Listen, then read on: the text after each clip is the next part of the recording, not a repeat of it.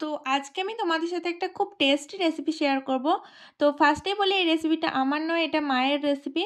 তো মাই বলেছে এভাবে বানাতে, তো আমি কিভাবে বানাই তো চলো দেখতে থাকো শেষ অবধি, তাহলেই বুঝতে পারবে। তো এখানে আমি ফুলকপিটাকে কেটে নিয়েছি, একটু বড় সাইজ করে কেটেছি, তোমরা তোমাদের ইচ্ছে মতো কেটে নিতে পারো। আর নিয়ে নিয়েছি মসুর ডাল 1 বাটির একটু কম পরিমাণে। তারপর এখানে আমি প্যানের মধ্যে জল বসিয়ে দিয়েছি, তাতে একটু সামান্য পরিমাণে হলুদ অ্যাড করে দিলাম।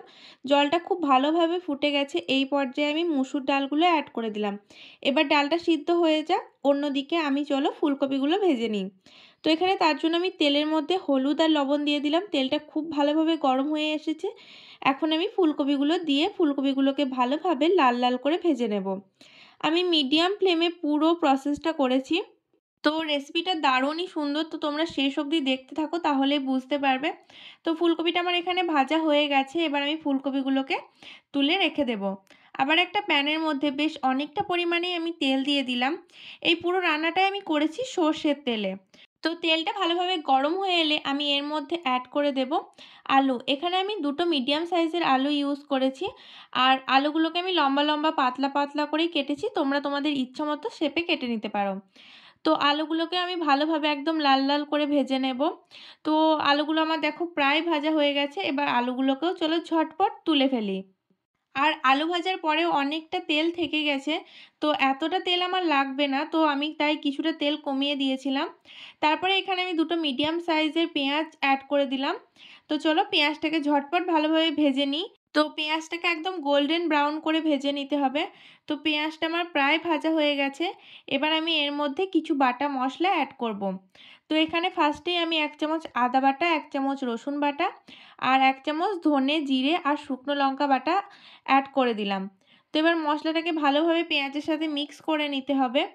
তো পেঁয়াজের সাথে মিক্স করে নেওয়ার পরে মশলাটা এইভাবে ভাজতে থাকলে না মশলাটা পুড়ে যেতে পারে, তাই আমি এর মধ্যে ফার্স্টে অ্যাড করে দিলাম লবণ 1 চামচ আর 1 চামচ হলুদ। এরপরে মশলার বাটি ধোয়া যে জলটা ছিল ওটাও এর মধ্যে অ্যাড করে দিলাম, কারণ এতেও অনেকটা পরিমাণে মশলা থেকে যায়। এরপরে এর মধ্যে আমি 1 চামচ কাশ্মীরি লঙ্কার গুঁড়ো অ্যাড করে দিলাম। তো চলো এবার ভালোভাবে ঝটপট মশলাটাকে কষিয়ে নিই।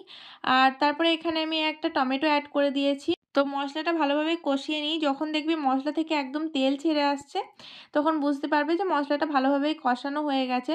মশলাটা কষাতে আমার প্রায় ওই 6 থেকে 7 মিনিট মতো টাইম লেগেছিল। এই যে দেখো কতটা সুন্দর তেল ছেড়ে এসছে মশলা থেকে। এই পর্যায়ে আমি এবার আলুগুলোকে অ্যাড করে দিলাম। আলুগুলোকে মশলার সাথে অ্যাড করার পরে আলুটাকেও বেশ কিছুক্ষণ ধরে আমি কষিয়ে নেওয়ার পরে এর মধ্যে ফুলকপিটাকেও অ্যাড করে দিলাম। এরপর ফুলকপিটাকেও মশলা আর আলুর সাথে ভালোভাবে 2 মিনিট মতো টাইম নিয়ে আমি কষিয়ে নেব। তো ফুলকপিটা আমার প্রায় কষানো হয়ে গেছে, এবার আমি এর মধ্যে ফুটন্ত গরম জল অ্যাড করে দিলাম। তোমরা চাইলে ঠান্ডা জলও দিতে পারো, তবে গরম জল দিলে আমার মনে হয় যে রান্নার টেস্টটা একটু বেশি হয়, তো সেই কারণে। তো এটা দেখো একদম ফুটে এসছে, আমি এই পর্যায়ে আগে থেকে যে মুসুর ডালটা সিদ্ধ করে রেখেছিলাম ওটাকে এর মধ্যে অ্যাড করে দিলাম। তো মুসুর ডালটা অ্যাড করার পরে সব কিছুর সাথে মুসুর ডালটাকে ভালোভাবে মিক্স করে নিতে হবে। তো মিক্স করে নেওয়ার পরে কিছুক্ষণ এইভাবেই রেখে দিতে হবে যতক্ষণ না এটা ভালোভাবে ফুটে আসছে। তো ফুটে গেছে, চলো এবার এটাকে ঢাকা দিয়ে সিদ্ধ হতে দিই। আলু আর ফুলকপিটা তো কিছুটা পরিমাণে সিদ্ধ হওয়া এখনও বাকি আছে, তো সেই কারণে। তো এটা ঢাকা দিয়ে আমি 7 থেকে 8 মিনিট মতো রেখে দেব। তো মাঝে মাঝে একবার করে ঢাকনাটা খুলে এইভাবে নেড়ে দিতে হবে। মাঝে মাঝে অনেকবারই নেড়েছিলাম, তোমাদেরকে জাস্ট একবার দেখালাম, তোমরাও ঠিক একইভাবে চেক করে নেবে। তো ফুলকপি আলু আমার একদম পুরোপুরি সিদ্ধ হয়ে গেছে, রান্নাটা প্রায় শেষের দিকে।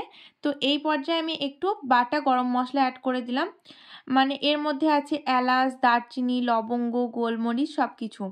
তো এটাকে অ্যাড করার পরে এটাকে ভালোভাবে মিক্স করে নেওয়ার পরে আমি আবার কিছুটা পরিমাণে লবণ দিয়ে দিলাম আর একটু সামান্য চিনি দিয়ে দিলাম। তো তোমরা এটা স্বাদ অনুযায়ী দিয়ে দেবে। আমার এখানে প্রায় 2.5 চামচ মতো লবণ লেগেছে আর 1/2 চামচ চিনি। তো ব্যাস রান্নাটা আমার একদম পুরোপুরি কমপ্লিট, ধনেপাতা দিয়ে নামিয়ে নিলে একদম রেডি। আর এটা সিরিয়াসলি ভীষণ টেস্টি হয়েছিল। আর এই রেসিপিটা আমার নয়, এই রেসিপিটা মায়ের। তো মাই বললো এভাবে বানাতে। তো চলো দেখা হচ্ছে আবার নেক্সট ভিডিওতে, ততক্ষণের জন্য